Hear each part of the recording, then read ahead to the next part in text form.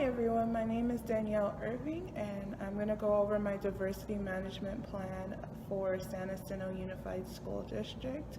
This is a course assignment at California State University, San Bernardino. It is not to be submitted to our district at this time. So we are going to go over policy recommendations for improving diversity and inclusion in San Jacinto Unified School District in 4 main areas.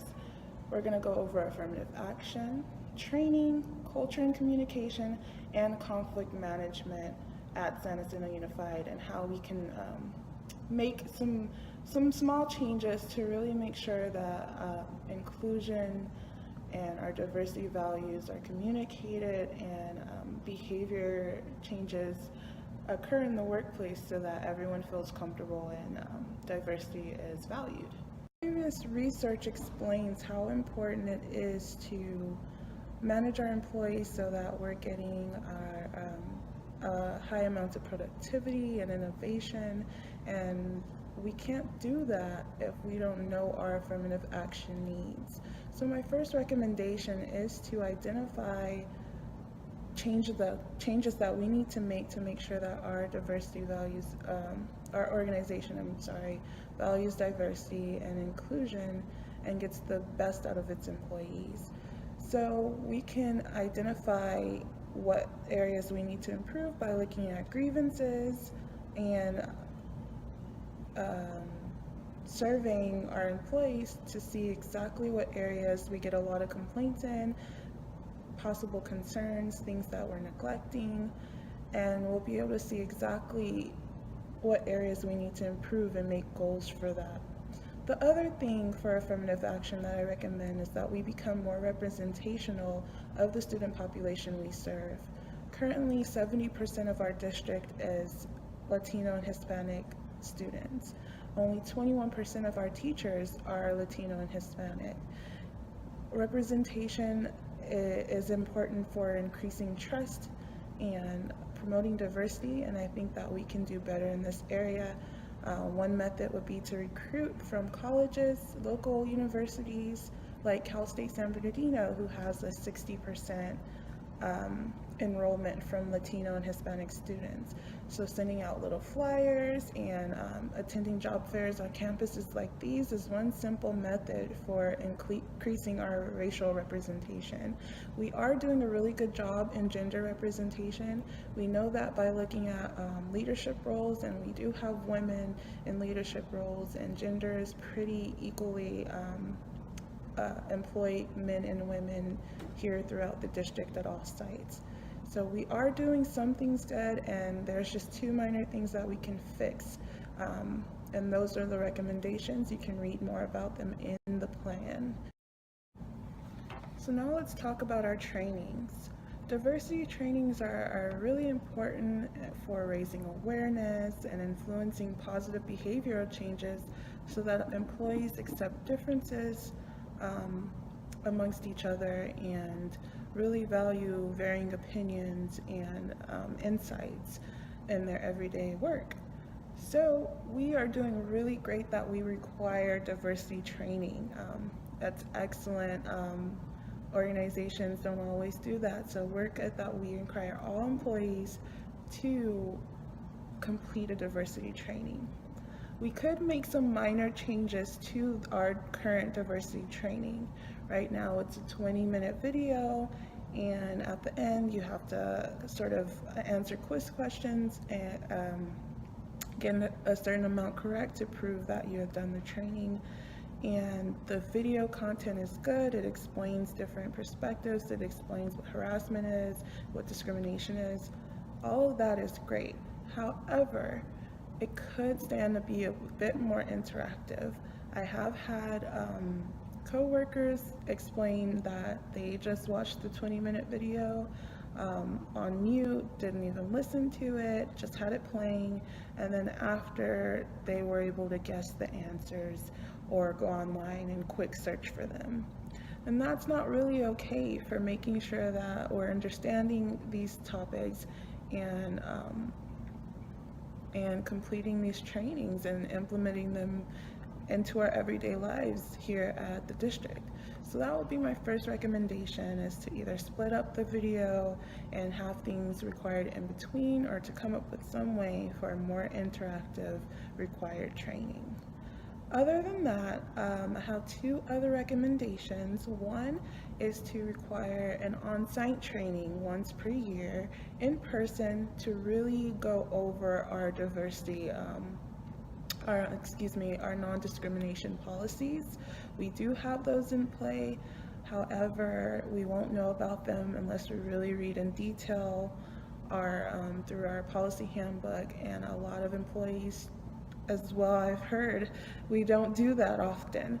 So just to really have something to go over it, explain it, they'll be in person with their coworkers, fellow teachers, fellow staff members, and really be able to understand different perspectives on and make real world connections on why this is important in our organization. I think that would be a great program to pilot, and it'll increase collaboration throughout the workplace.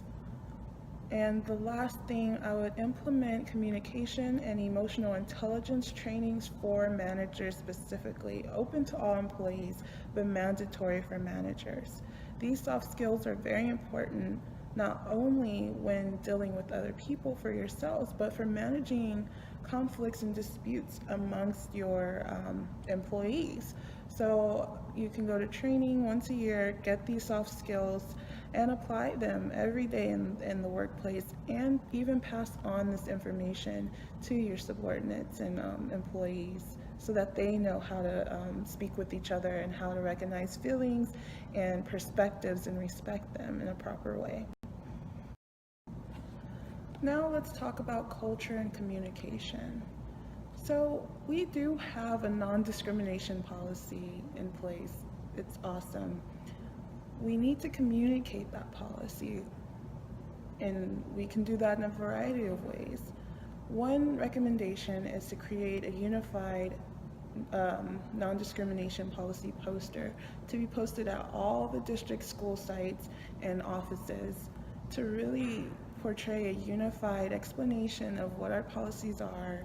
It can serve as a reminder on the day-to-day of these policies, and it can tell people where to go if they need to file a complaint, or how to do so, what website to look at in order to do that.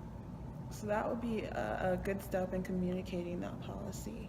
Another thing we can do is create an inclusion task force to really figure out ways to change our district culture.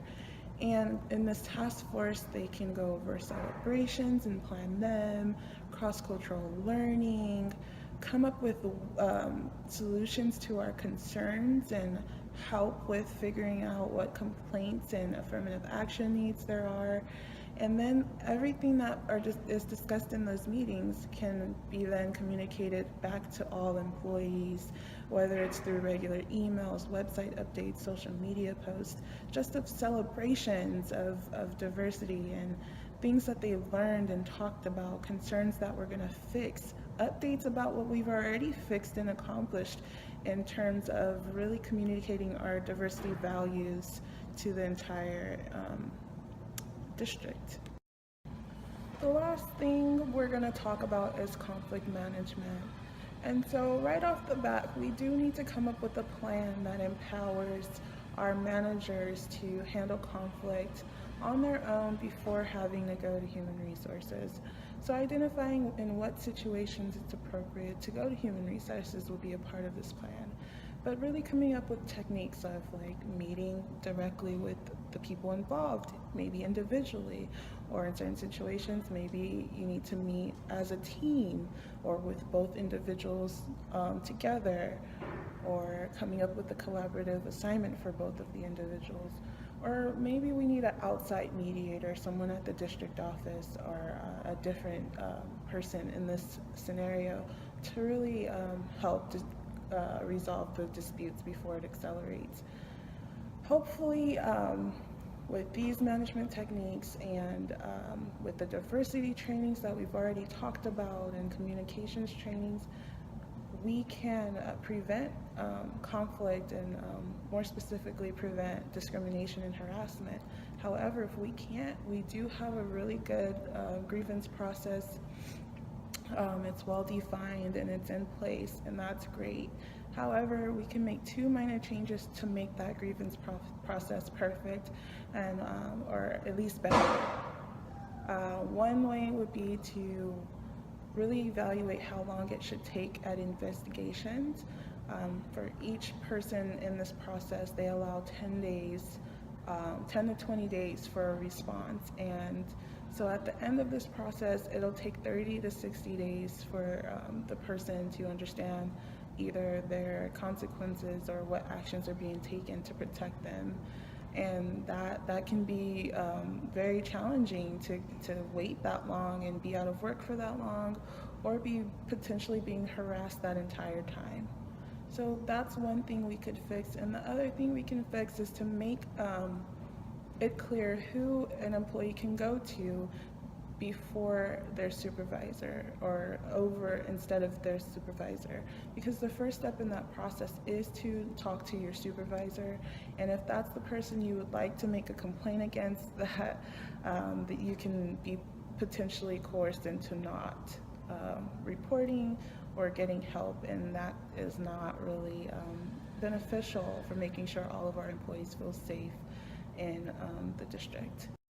That is conflict management. Those are all of my recommendations. I really appreciate you taking the time to watch this video. And again, all of the recommendations can be found in way more detail in the report, the written report. Thank you.